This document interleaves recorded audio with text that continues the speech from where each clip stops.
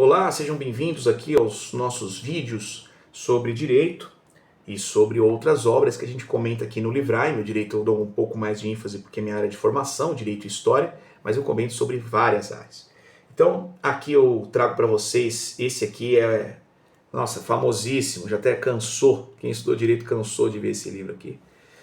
Essa é uma edição que eu peguei aqui de comemoração de 30 anos, uma edição especial, tá? Que é o caso dos exploradores de caverna, né? Bom, eu particularmente, esse livro é muito clássico, mas eu não gosto dele, e eu vou explicar o porquê eu não gosto dele.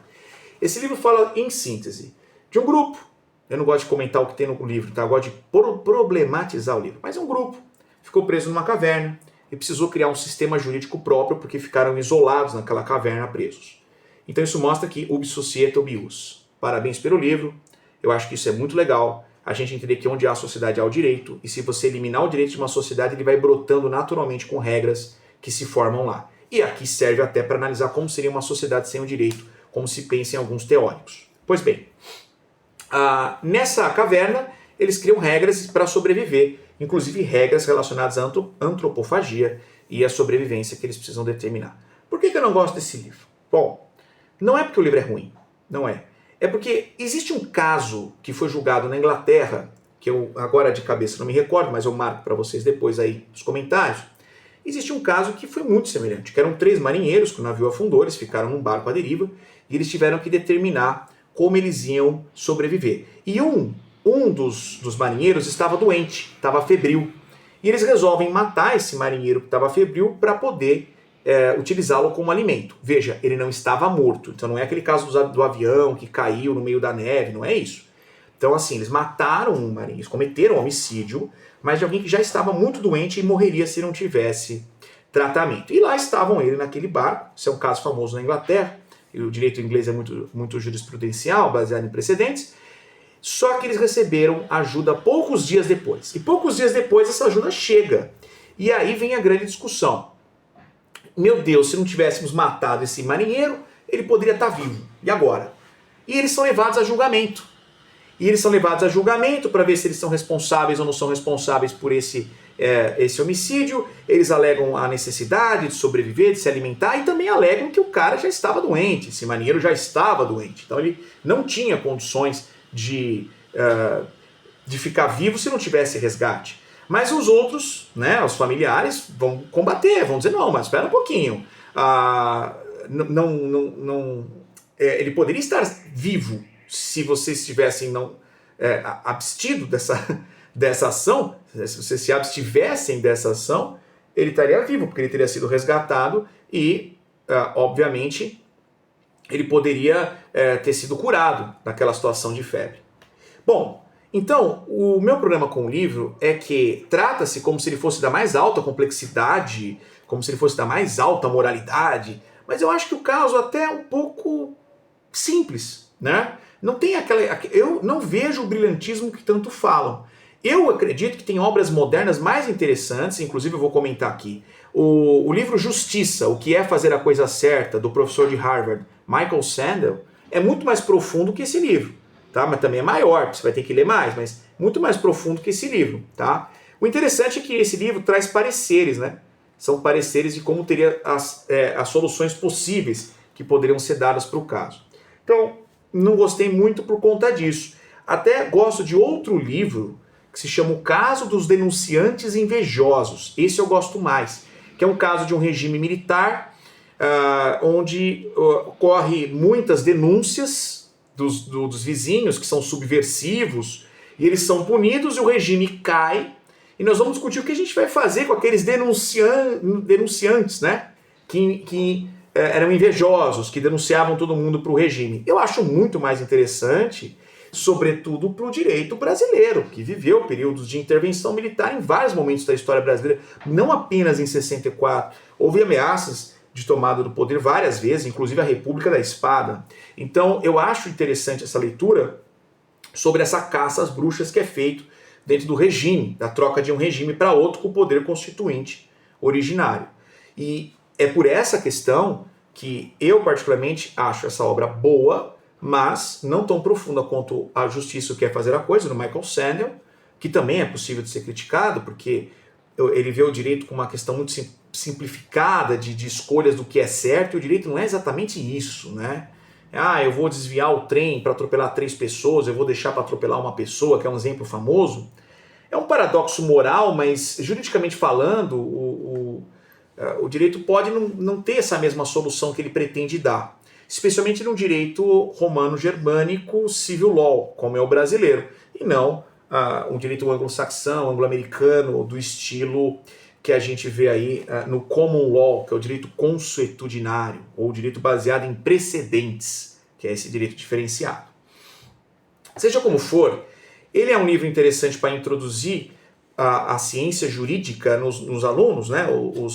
Os não iniciados nas letras jurídicas, porque ele traz várias interpretações e soluções para o caso. Então ele traz vários cortes interpretativos de solução para o caso. Porém, ele ainda é um livro estritamente moralista. Ele não é técnico jurídico, porque nós não estamos trabalhando em cima da legislação de um país. Nós estamos trabalhando em cima do caso, simplesmente. E aí que eu não concordo dele ser uma obra 100% autossuficiente para o jurista. Porque, veja, quando eu vou discutir um caso, eu não discuto só justiça, eu não discuto só lógica ou moralidade. Eu discuto esses eventos dentro de um sistema jurídico.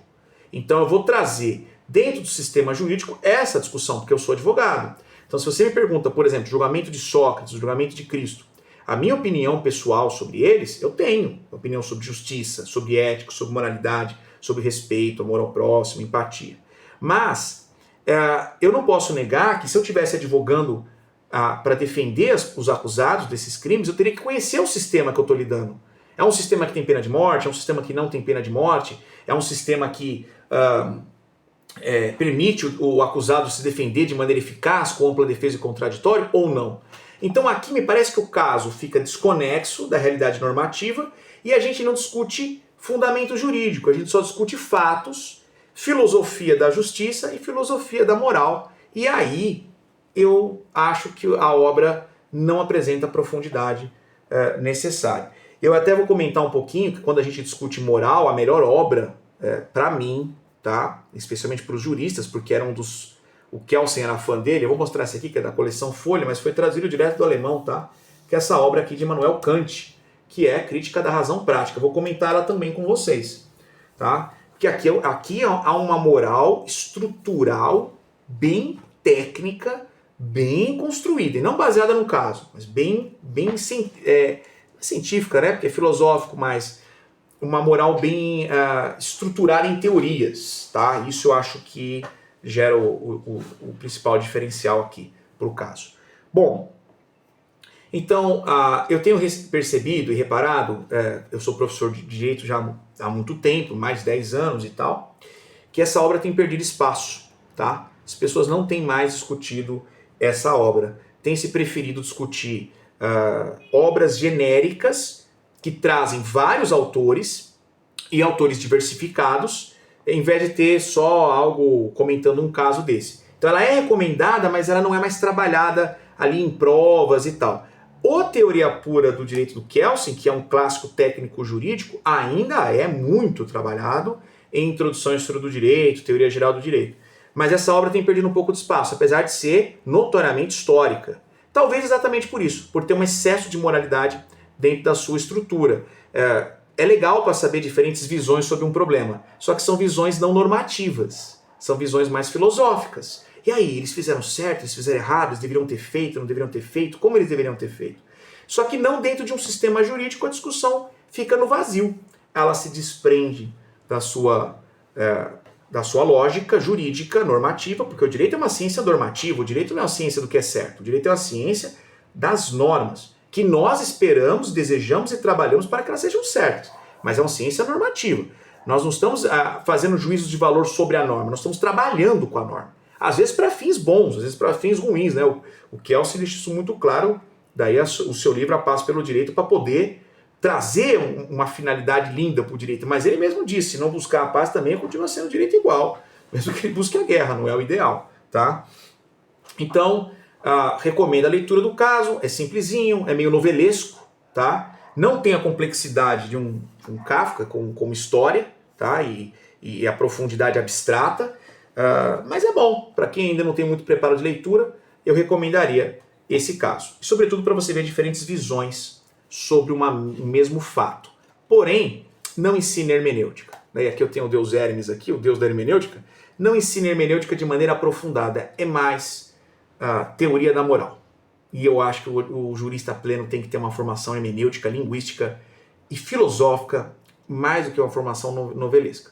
Ok? Então, olha, nunca vi ninguém criticando esse livro nesse grau. Geralmente o pessoal só elogia porque já virou coisa julgada passar isso para os alunos. Pessoal, um abraço para você. Se você gostou, deixe seu like, inscreva-se no canal. Tem sugestão? Deixa a sugestão aqui embaixo pra gente, tá bom? Obrigado, tchau, tchau.